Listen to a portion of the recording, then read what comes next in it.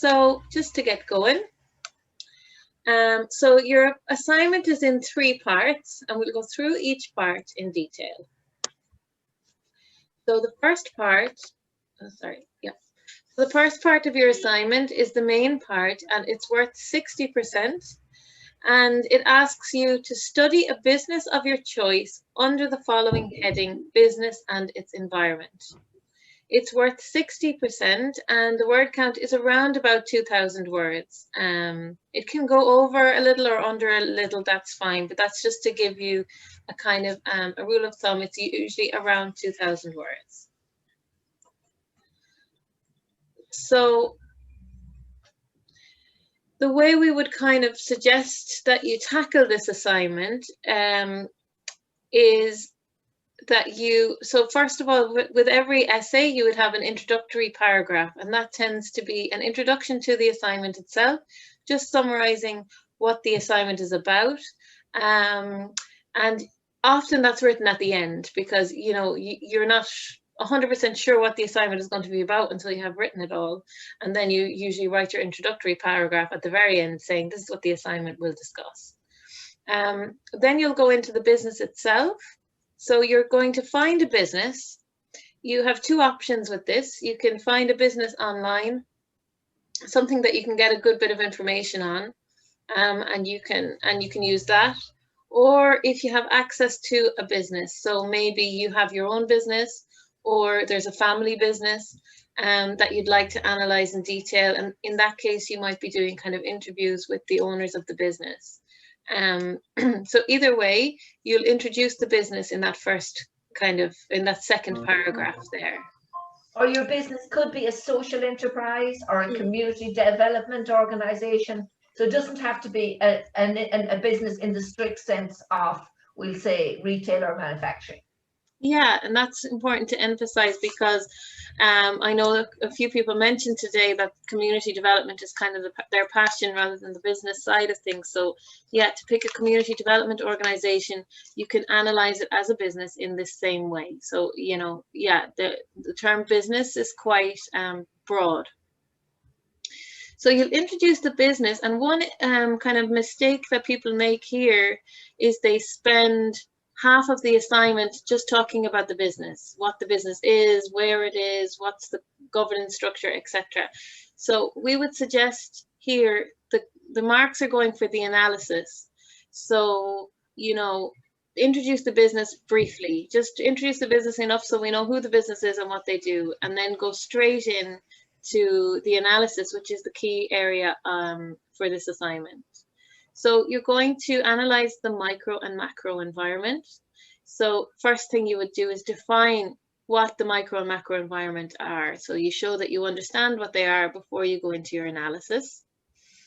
Then we would suggest you do a SWOT analysis, which is your strengths, weaknesses, opportunities, and threats, and a PESTLE analysis, which is the political, economic, social, technological, environmental, and legal analysis. And so for those 2, you would put a table with the SWOT, for example, and, you know, each part of the table would have a heading: strengths, weaknesses, opportunities, and threats, and bullet points underneath them. And then you would discuss a few of the elements in your SWOT analysis underneath that table. I hope that makes sense. Does it, Nuala? It does. Yeah. To me. Okay, good. And it will make sense to everybody, but maybe just, it might be a bit overwhelming now, but just take it piece by piece, I think, and we're going to be okay. Okay, so I'll keep going. So the PESTLE then will be the same. You'll have a table with a heading political, a heading economic, etc., and bullet points underneath. And then underneath that table, you might discuss a few elements from your PESTLE analysis. So the reason why we say to do it in that way is, if you discuss every single thing in your SWOT and your PESTLE, it will be quite descriptive. But if you go into 1 or 2 factors in each, or maybe 3 or 4 factors in each table, you can be more analytical. You can put more detail into it. So, for example, we'll say if you were to do your PESTLE analysis, and as Ali said, you've got a table, and in the table you've got these things listed: political, economic, social, so on, and you've bullet points in it, and you'll obviously COVID, Brexit, you know, bad weather, And so there might be loads of things in there, and that's really good. So you put them all in there as bullet points in your table.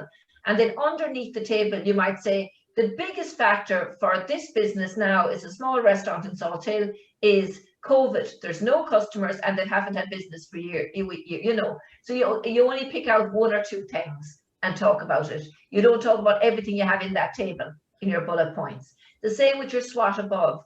You have your table and you'll say, the strengths, the weaknesses, all in bullet points in the table. And then you'd say, do you know what? The key strength of this organization is, or the most important opportunity they have is, or the threat. So that's what we mean about pulling out. Yeah, like bullet pointing maybe lots of things in the table and then taking out a couple of things and discussing them underneath the table. And then finally, we have the competitive environment, which we haven't discussed yet, but you'll find that in your manual, and we will have a lecture put up on it in time before the next workshop. So this is Porter's 5 forces. And here you're looking at, I suppose, things like the level of competition within the industry. And you look at each force and say whether it's high or low, and then you kind of decide based on that whether whether it's a highly competitive environment or not. And again, this would be a shorter part. The SWOT and PESTLE would be more detailed. Competitive environment would be maybe 1 paragraph. And then you're going into your conclusion and your recommendations. So in your conclusion, you're just kind of summing up what you said. So it's almost like the introduction, but in a kind of conclusion format. So again, you're just summarizing what you've talked about in your assignment. And then if you want to do really well, it's great to have some recommendations. So in this part, you'd have maybe 3 or 4, key recommendations, and they're generally in bullet points underneath the conclusion. So a few recommendations based on what you're looking at. I suppose a lot of those recommendations can come from maybe how the organization would respond to, it's the opportunities and threats, or, minimize its weaknesses, so looking at those analysis and making recommendations based on them. So just make sure your recommendations do make sense, because you might look at the business and say, oh, I think they should do this, this, and this. But if you haven't proven that with your SWOT, your PESTLE, or your Porter's 5 forces, then it doesn't make sense to the reader. So just, especially if it's a business you're close to and that well, you might kind of already have your recommendations before you've even started your analysis, but you need to make sure it all links up. It's an individual assignment generally, so it's like about the 2,000 words, and it's 60% of the marks. And as Ali said, the introduction and the business and the conclusion recommendations are the smaller parts, and then the middle part where you define your macro and your micro and you do your SWOT and your PESTLE and all of that is the bulk of the assignment. Yeah. Okay, so that's part 1. Should I keep going, or will I ask for questions now on part 1? I'll keep going, I think. Will I? I think we should keep going, yeah. Okay. So part 2 then is divided into 3 questions. So part 2, you're being asked to complete 3 self-assessment questions assigned by your tutor. See attached. The word count should be approximately 1,500 words. So that's 1,500 words for the 3 questions. So about 500 words per question. So these are shorter, more specific questions. They're not essay style. You're just answering the question. So I'll go through each question now. Okay, so question 1 has an A or B. So you pick either A or B. You don't need to answer both. You just answer one or the other. And they're both looking at management.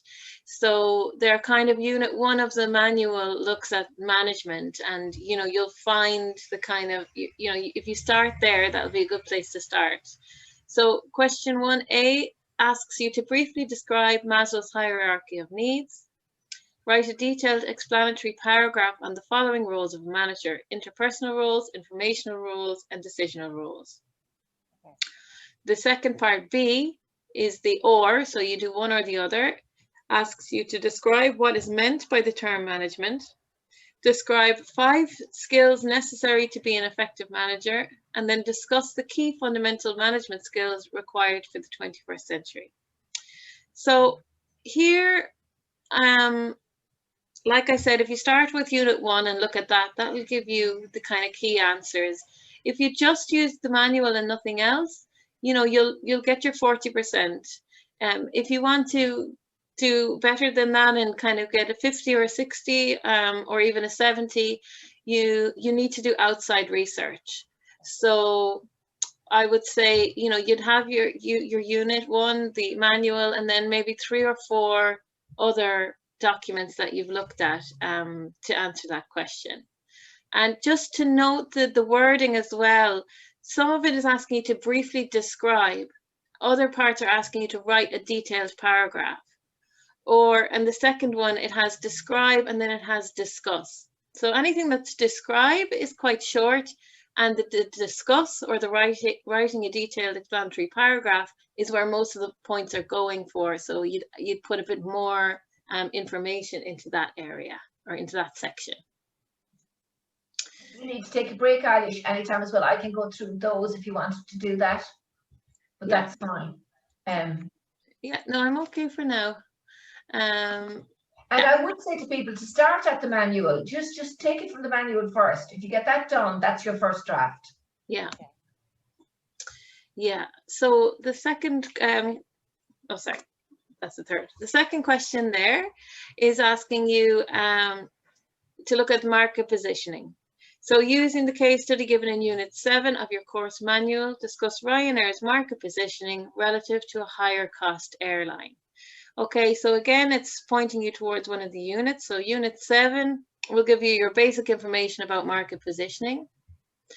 A couple of things that people tend to make mistakes here where they lose marks in this question is they don't do it relative to a higher cost airline. So you need to compare it to a higher cost airline. So sometimes people don't realize that, and they just discuss Ryanair's market positioning on its own.